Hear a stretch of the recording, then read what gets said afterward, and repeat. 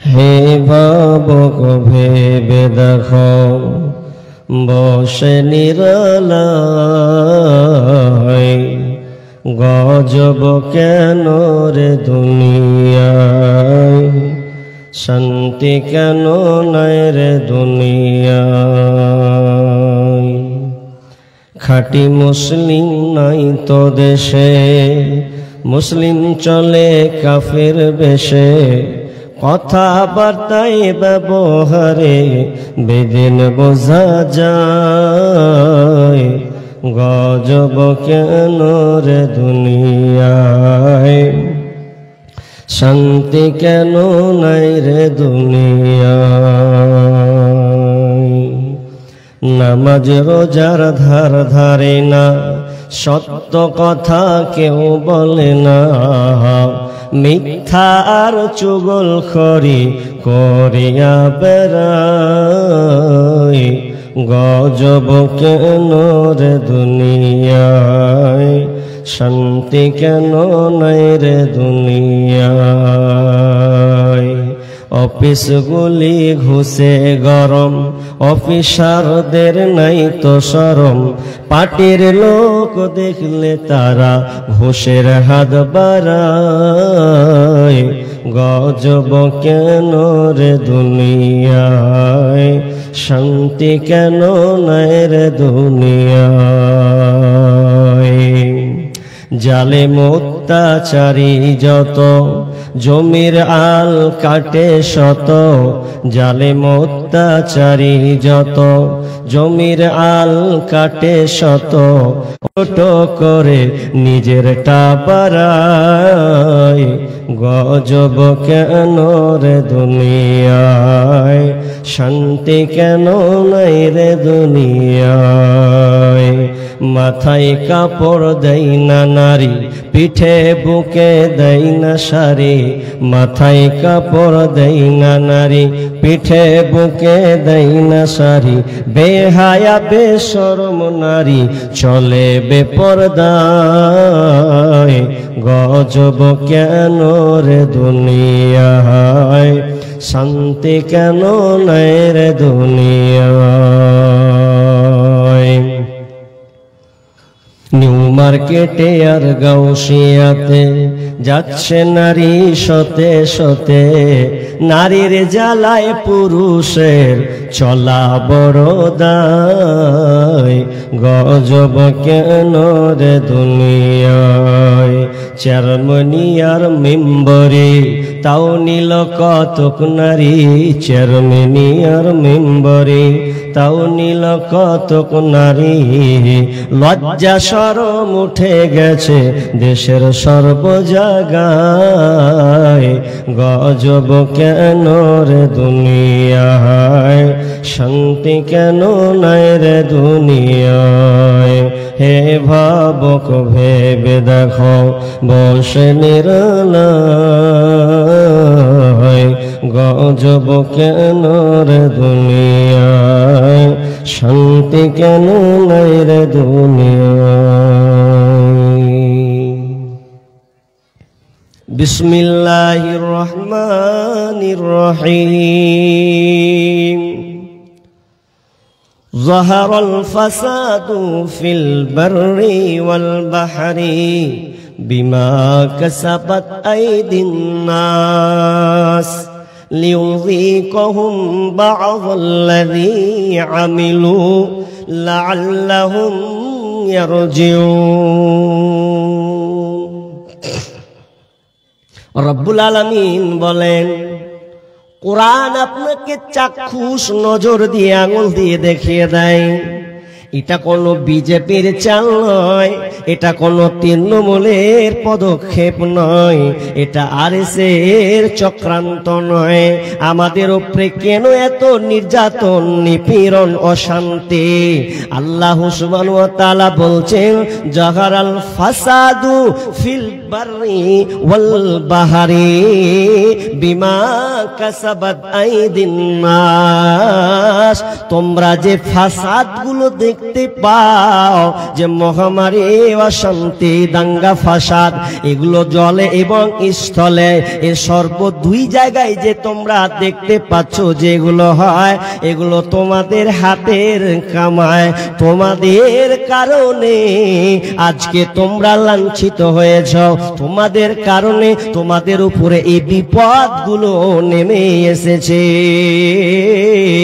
জাহারাল ফাসাদু feel বাররি ওয়াল বাগরি বিমা কাসাবাত আইদিন নাস লিউযীকাহুম বা'দাল্লাযী আমিলু লাআল্লাহুম ইয়ারজিউন।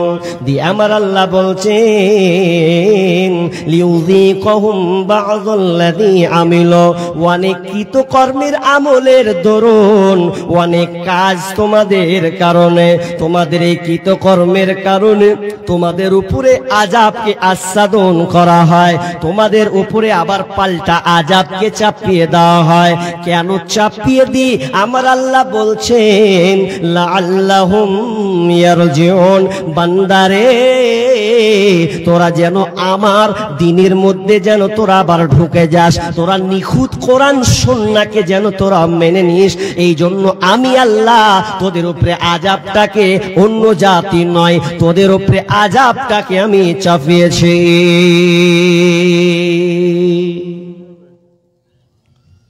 এটা আমাদের কৃতকর্মের কারণ। घर में आग लगी है इस घर ही की चिराग से, আমাদের নিজেদের ঘরে আগুন আমরা নিজেরাই জ্বালিয়ে দিয়েছি, ওটা অন্য কেউ জ্বালায়নি। জি, অন্য কেউ জ্বালায়নি। কুড়াল দেখেছেন? কুড়াল, কথা বলবেন, কুড়াল বুঝেন আপনারা? কুড়ালে কি করে? কাঠ কাটে না?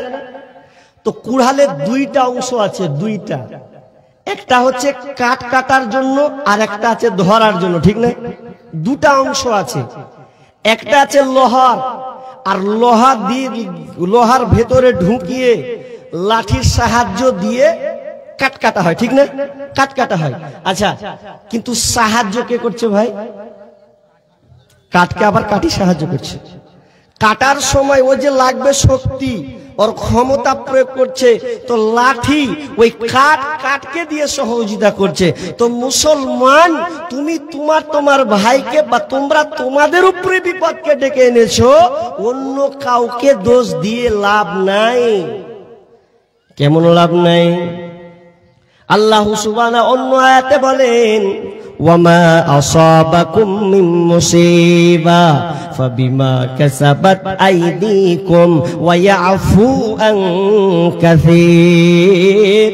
রব্বুল আলামিন বলেন, আল্লাহ সুবহানাহু ওয়া তাআলা বলছেন, তোমাদের জলে স্থলে তোমাদের উপরে যে কলরা ফাসাদ তোমরা দেখছো, মুসিবত তোমরা যে দেখতে পাও, এগুলো তোমাদের কৃতকর্মের দরুন, কৃতকর্মের কারণে, এগুলো তোমাদের হাতের কামাই। ওয়া ইয়াফু আন কাসীর, এবং আল্লাহ তোমাদের অনেক পাপ তিনি ক্ষমা করে দেন। হাজি, বিপদ আপদ আসছে আমাদের লেগেই। কেন? যে আমরা বেলাইন হয়ে গেছি। আয়াতের একটা উদাহরণ দিলে আপনারা তৎক্ষণাৎ বুঝে ফেলবেন। কেমন? আমার দিকে লক্ষ্য করুন, বিষয়টা কি বুঝে? আমার দিকে দেখেন কি বলছি। একটা ইঞ্জিনিয়ার 4 তলার উপরে আছে, মিস্ত্রি নিচতলায় আছে, নিচে আছে, মেশিন চলছে, ঘুরছে। মেশিন যখন ঘুরছে, 4 তলার উপর থেকে ইঞ্জিনিয়ারের দরকার পড়েছে নাম্বার 1, ওয়াযালিকা ইযা শারিবুল খামর। বিশ্বনবী বলছেন, যখন তোমরা নেশাদার দ্রব্য সমাজে বাড়িয়ে দেবে, ওয়া ইযা শারিবুল খামর, মানুষ যখন মদ পান করবে, নেশাদার দ্রব্য যখন বাড়িয়ে দেবে, এক কথায় গ্রামকে গ্রাম, শহরকে শহর, এই নেশা নেশাতে মানুষ যখন ডুবে যাবে, এক কথাই মানুষ মদ পান করবে, তখন তাদের উপরে 3টা আযাব আসবে। আর দ্বিতীয় নাম্বার বিশ্বনবী বলছেন ওয়াজহারাতিল খায়নাতি, এবং নারীরা যখন মত্ত হবে, নাচবে, গায়িকারা যখন নাচবে, 3টার তোমরা রোগকে তোমরা প্রাধান্য দেবে, 3টা ভয়াবহ পাপকে তোমরা বেছে নেবে, নিয়ে নেবে। নাম্বার 3 ওয়াদরাবুবিল মাউযিব, এবং বাদ্যযন্ত্র যখন হারে হারে বৃদ্ধি পাবে, গান বাজনা বেড়ে যাবে, তখন তোমাদের উপরে 3টি আযাব চাপবে। এবার আপনারা বলেন, আপনাদের এলাকাতে 3টা পাপ আছে না নাই? কথা বলেন না ভাই, আছে না নাই? যদি না আছে তো আলোচনা বাতিল, যদি আছে তো একটু শুনে পরিবর্তন হওয়া লাগবে। কেন পরিবর্তন হতে হবে ওই আয়াতটা এখনো পেন্ডিং এ রেখেছি। তবে 3টি আযাব চাপবে যদি 3টা কর্ম, খারাপ কর্ম আমাদের উপরে থাকে। নাম্বার 1, মদ পান করা। আজকে মুসলমান মদকে আমরা এমন ভাবে বেছে নিয়েছে, আপনাদের এই দিকে নাই, আমার বাড়ির পাশে মদেরই গোডাউন খুলেছে। 2024 সাল, 2024 থেকে সরকার লাইন প্রাপ্ত থেকে এটা ওপেন খুলে দেওয়া হলো। ফলাফল কি দাঁড়ালো? ফলাফল দাঁড়িয়েছে, আরে দেখে তো অবাক হয়ে গেলাম। যদি কোনোদিন লাইভে ধরা যায় মোবাইলে, তো আপনি অবাক হয়ে যাবেন। প্রশ্ন করবেন, মৌলভী সাহেব এই লাইনটা কিসের? উত্তর হবে, এটা ঔষধের দোকান নয়, এটা কোনো হসপিটাল নয়, কোনো স্কুল নয়। লাইন লম্বা, 200, 400, 500 পর্যন্ত লাইন লেগে আছে। কোথায়? তো মদের কাউন্টারে লাইন লেগে আছে। কে খাবে? আমি দাঁড়িয়ে দাঁড়িয়ে দেখলাম কতটি মুসলিম আছে আর কতটি হিন্দু আছে, আর অন্য কোনো বেধর্মী আছে কিনা। আমি গবেষণা করে দাঁড়িয়ে বাড়ির পাশের, যেহেতু আমি দাঁড়িয়ে দেখলাম, তো 100টার মধ্যে 95টা মুসলমান দাঁড়িয়ে আছে এই মদ পান করার জন্য, মদকে খাওয়ার জন্য, উপভোগ করার জন্য তারা লাইন দিয়ে দাঁড়িয়ে আছে। একজন ইয়ার কি করে বলছে, দেখবে দেখ এই যে কত ফার্মেসিতে কত লম্বা লাইন লেগেছে। হাই মুসলমান, তুমি মদটাকে বেছে নিয়েছো, তোমার উপরে আযাব চাপিয়ে দেওয়া হয়েছে। নাম্বার 2, বিশ্বনবী বলছেন যখন নারীরা নাচবে, আজকে বর্তমানে দেখা যায় আপনার মেয়ে ক্লাস 8-এ পড়ে, ক্লাস 9-এ পড়ে, 10-এ পড়ে, ওই মেয়েটা 9 অর্থাৎ অ্যাডাল্ট হয়ে গেছে, একটা সে যৌবন পদার্থ, একটা যুবক যুবতী, একটা নায়িকা, সে তরুণী হয়ে গেছে। এরপরেও আপনি আপনার মেয়েকে বলছেন, আপনার মেয়ে আপনাকে আপনার বলছে, আব্বা আমি আজকে নাচে নাম দিয়েছি, দর্শক আমাকে দেখবে। ক্লাস 10-এর মেয়ে বলছে আমি নাচে নাম দিয়েছি, ওই নাচটা কে দেখবে? তো সারা পাবলিক যারা আছে তারা দেখবে। তার মানে আজকে আমরা নাচটাকে এমন ভাবে প্রাধান্য দিয়েছে, মনে হচ্ছে কারো মধ্যে ঈমানই বলে কোনো জায়গা নাই, মনে হচ্ছে আমরা বেঈমান যেন বসবাস করছে, মনে হচ্ছে যেন আমরা কাপুরুষ বসবাস করছে।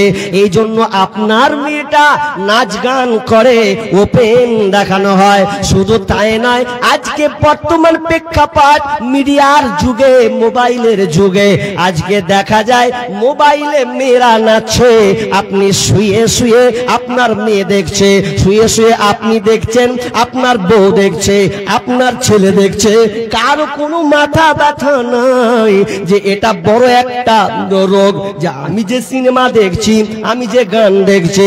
শুধু তাই নয় বন্ধুরে, আজকে প্রেমিক প্রেমিকা পর্যন্ত এত নিমজ্জিত হয়ে গেছে যেন কেন কারো ঘুম নাই, সবাই বাপ মা ঘুমিয়ে আছে, ছেলে মেয়ে যেন জেগে আছে, রাত 12টা 1টা পর্যন্ত লাইন যেন কর্তাদের লেগে আছে। রাত 12টার পরে যখন সকলে ঘুমায়া রয়, যুবক যুবতী তখন মনের কথা কয়। আরে রাত 12টার পরে যখন সকলে ঘুমায়া রয়, যুবক যুবতী তখন ফোনে কথা কয়। ওরে মোবাইল হাতে পাইয়া বর্তমানের নারী নারী লেখাপড়া ছাইরা দিছে মরার প্রেমে পড়ে। ওরে মোবাইল হাতে পাইয়া বর্তমানের নারী লেখাপড়া ছাইরা দিছে মরার প্রেমে পড়ে। সারাটা দিন চিন্তায় থাকে রাত্রি কখন গভীর হয়, যুবক যুবতী তখন মনের কথা কয়। এক অপরে যেন গান নিচে কোনো একটু নাচিয়ে রেখেছে, ওই নাচটাকে বন্ধুকে পাঠিয়ে দিয়েছে, প্রেমিককে পাঠিয়ে দিচ্ছে। মানে নাচানাচিটা এমন সহজ ইজি করে দেওয়া হয়েছে, মায়েরও ব্যথা নাই, বাপেরও যেন ব্যথা নাই, শুধু একটাই কথা, আমার মেয়ে নেচেছে। তার মানে পুরুষত্ব নেই, পুরুষত্ব হারিয়ে দিয়েছি। আমি অবাক হয়ে যাই, মক্কার কাফের মুশরিক ব্যক্তি, আমি যখন এই ঘটনাটা পড়লাম আমি মনে হলাম যে আমার ইমানে মনে জিরো ব্যালেন্স ঢুকে গেছে। ও একটা কাফের মুশরিক, অথচ তার কথার দাম্ভিকতা দেখেন, তার পুরুষত্ব দেখেন। উট বিক্রি করছে, তো উট যখন বিক্রি করছে তো তৎক্ষণাৎ মনে পড়লো উট বিক্রি করব না। পাশের জন্য বলছে, হ্যাঁ রে ভাই উট বিক্রি করবি না? মানে 1 লাখ টাকা দাম উটটা, বিক্রি করবে না?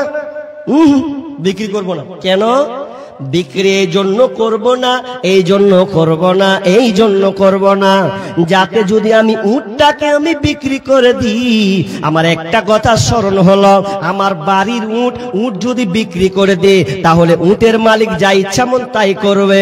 তো আমার উটের পিঠে আমার মেয়ে চড়েছে, আমার উটের পিঠে আমার বেটি চড়েছে, তো আমার মনে গায়রাতে লাগলো, আমার মনে গায়রাতে বাঁধলো যে আমি ওই উট বিক্রি করব না। কারণ উট বিক্রি করলে ওই উটের পিঠেও পর পুরুষ চেপে নেবে, তাহলে ওই জায়গাটা অন্য পুরুষ দখল করবে। এই জন্য আমি চাই উট বিক্রি করলাম না, ওকে জবাই করে মাংস করে খাবো, মাংস করে বিক্রি করব, কিন্তু উট আমি বিক্রি করব না। একজন মুশরিক ব্যক্তির যদি গায়রাতে লাগে, মুসলমান তোমার মেয়েকে তুমি ওপেন ছেড়েছো দুলা ভাইয়ের সাথে, জামের সঙ্গে ছেড়ে দিয়েছো, আর ছোট শালি বলে কথা না, না খবরদার, তোমার গায়রাতকে তুমি নষ্ট করো না, পুরুষত্বকে তুমি নষ্ট করো না। আজকে বর্তমান প্রেক্ষাপট এমন দাঁড়িয়েছে, মোবাইলটা এত ফিতনা ফাসাদ হয়েছে। আজকে টাটকা ঘটনা আপনাকে দেব। আমি বালুরঘাটের বাস ধরলাম, বাস ধরে দেখছি একজন মেয়ে 2টা ছেলে নিয়ে কভার করছে। ঘটনা জানা গেল কি, তো মেয়েটা স্বামী বাড়িতে নাই, বিদেশে কাজ করে। মেয়েটার বাড়ি কোথা, তো আপনার কিনা করে বারসয়ের কোনো সাইডে ফাইডে কোনো জায়গা হবে। তো জিজ্ঞেস প্রমাণ পাওয়া গেল মেয়েটা মোবাইল ব্যবহার করছে প্রায় 1-2 বছর থেকে। স্বামী বাড়িতে থাকে না, বিদেশের টাকা স্ত্রীর ব্যাংক ব্যালেন্সে পাঠায়। কিন্তু ফলাফল আজকে নাকি ফারাক্কাতে যে ধরা পড়লো, ধরা পড়ে ছেলেটা উধাও পালিয়ে গেছে। এখন মেয়েটা বলছে আমি তোর সাথে সংসার করব না, ওই ছেলেটার সঙ্গে যাব। খোঁজ নিলাম মেয়েটা কে, তো মেয়েটা 3টি বাচ্চা আছে, কোলে একটা বাচ্চা, 2টা আরো বাচ্চা যুক্ত আছে। মোবাইলের গ্রাস কথাটা কেন বলছি চটচট করে, কারণ বর্তমান সবচাইতে বড় ভাইরাস মানুষকে ঘিরে ধরেছে, তার নাম হচ্ছে মোবাইল। মোবাইল আপনার মেয়েকে দিলেন কেন? প্রয়োজন আছে, আমি বলিনি দেন না, প্রয়োজন আছে। তাই বলে আপনার মেয়েটা কলেজ পর্যন্ত মোবাইল নিয়ে যেতে হবে? আপনার ওই মেয়েটাকে মোবাইল স্কুল পর্যন্ত নিয়ে যেতে হবে? আপনার মেয়েটা বেড়াতে যাবে তবুও মোবাইল নিয়ে যেতে হবে? তাহলে আপনি কতটা গায়রতহীন, আপনার মধ্যে কতটা পুরুষত্বহীন কাজ করে। জি খবরদার, আপনার মেয়েকে আপনি মোবাইল দিবে না, সাবধান হন। স্ত্রী পর্যন্ত বিশ্বাস করা যাবে না। আরে স্ত্রী যতই ইমানদার হোক, কারণ ইমানদারকে কাটার জন্য একটা জিনিস যথেষ্ট, তার নাম মোবাইল। আপনি কাকে বিশ্বাস করছেন? এবছর একটা সঙ্গীত লিখেছি, ওটা এখানে বলবো না, যখন লোক পালাবে তখন বলবো, তার আগে বলবো না। লোক পালাবে তখন বলবো। জি, তো 2 নাম্বার রোগ। নাম্বার 3, ওয়াযরাবু বিল মাউযিব। যখন মানুষ বাদ্যযন্ত্রকে গ্রাস করবে, বাদ্যযন্ত্র বেড়ে হারে হারে বৃদ্ধি পাবে, বেড়ে যাবে। এক কথায় মানুষ বাদ্যযন্ত্রকে, গান বাজনাকে সাপোর্ট করে নেবে। ঘরে ঘরে গান বাজনা, বিয়েতে হবে গান বাজনা, সকালে উঠবে তো গান বাজনা, বিকালে হবে তো গান বাজনা, দোকানে চলবে তো গান বাজনা, রাস্তায় বাইক চালাবে তাও গান বাজনা, সাইকেল চালাবে তাও গান বাজনা। এক কথায় সবাই এই গানটাকে, বাজনাটাকে মামুলি মনে করে নেবে, এটা কিছুই মনে করবে না। মুসলমান আজকে গান বাজনাকে সাপোর্ট করেছে, কোরআনকে ছেড়ে দিয়েছে। আগের জামানায় 20 বছর পেছনে চলে যান, সকাল হলে কোরআন তেলাওয়াত করতো আমার মাসি, আমার খালা, আমার বোনেরা। কোরআন তেলাওয়াত করে সকাল সকাল মিষ্টি ভাষা শোনা যেত। বিসমিল্লাহির রহমানির রহিম, যালিকাল কিতাবু লা রাইবা ফি হুদাল লিল মুত্তাকিন। কোরআনের আয়াতগুলো শুনতে পেতাম। আর এখন সকালে যদি বের হয়, গান ছাড়া বিকল্প আর কিছু শোনা যায় না। এই জন্য বিশ্বনবী বলছেন, যখন তোমাদের উপরে তিনটি এই রোগটাকে তোমরা যখন নিয়ে নেবে, আল্লাহ তাআলা তিনটা বিপদ নামিয়ে দেবে। খাসফুন ওয়া কাযফুন ওয়া মাসখুন, তিনটি আযাব চাপবে। নাম্বার 1, 1 নম্বর আযাব আল্লাহ তাআলা দেবেন ভূমিধস, ভূমিকে ধসিয়ে দেবেন, ভূমিকম্প হবে। কারণ কেন তোমরা এই পাপটাকে তোমরা মেনে নিয়েছ। নাম্বার 2 নম্বর হচ্ছে বিশ্বনবী বলছেন, আসমান থেকে অথবা জালিম শাসক দিয়ে তোমাদেরকে অত্যাচার করা হবে, জালিম শাসকে তোমরা নির্যাতিত হবে। আজকে এটা বর্তমানে দেখা যায়। নাম্বার 3, মানুষের আকার আকৃতি পরিবর্তন হবে।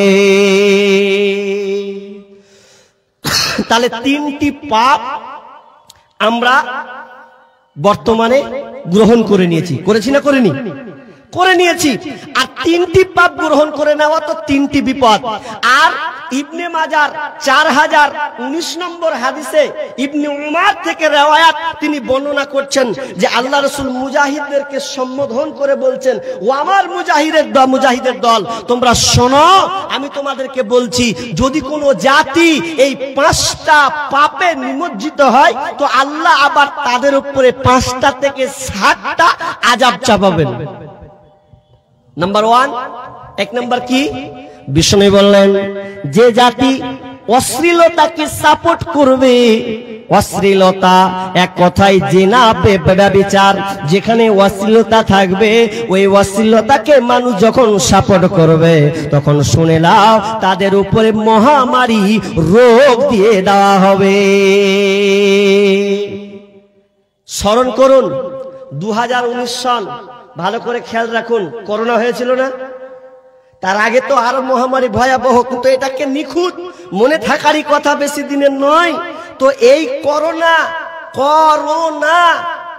করোনাটা কেন হলো? জি, কারণ অশ্লীলতাকে আমরা সাপোর্ট করে নেওয়া, অশ্লীলতাকে মেনে নেওয়া, ছয়লাভ ছড়িয়ে দেওয়া, এই জন্য হয়েছে। ফলাফল কি হলো? মানুষ আস্তে আস্তে সাবধান হয়ে গেল। সুবহানাল্লাহ, আলহামদুলিল্লাহ, আকবার, তাসবিহ, তাহলিল। যে মসজিদে নামাজ পড়ে না, মুখ করছে চবে তাড়াতাড়ি উজু করে চলা, তো কাজ খারাপ হয়েছে। কেন? বুঝে ছুঁয়াছে রোগ, তাকে ধরবো, ওকে আমাকে ধরে নেবে। মানুষ সাবধান। এই জন্য দেখবেন সমুদ্র সৈকত, আমি এটা ভালো করে দেখেছি, সমুদ্র সৈকত আপনারা বুঝেন তো? আরে বুঝেন কি না? না বুঝলে বুঝেন। সমুদ্র সৈকত বলা হয় এই যেখানে থেকে মানুষ দাঁড়িয়ে থাকে, ছাতাগুলো ফুটা থাকে না, ছাতা ফুটা থাকে, শুধু নারী আর নারী, মেয়ে আর মেয়ে। মেয়ে কেমন? বলছে হাফ নিচে, হাফ উপরে, এমন পোশাক, এমন নোংরা পোশাক, চোখে চশমা, আর চেয়ারের যে সিস্টেম শুয়ে আছে, ওগুলো 2019-এর দিকে দেখতে পেয়েছিলেন?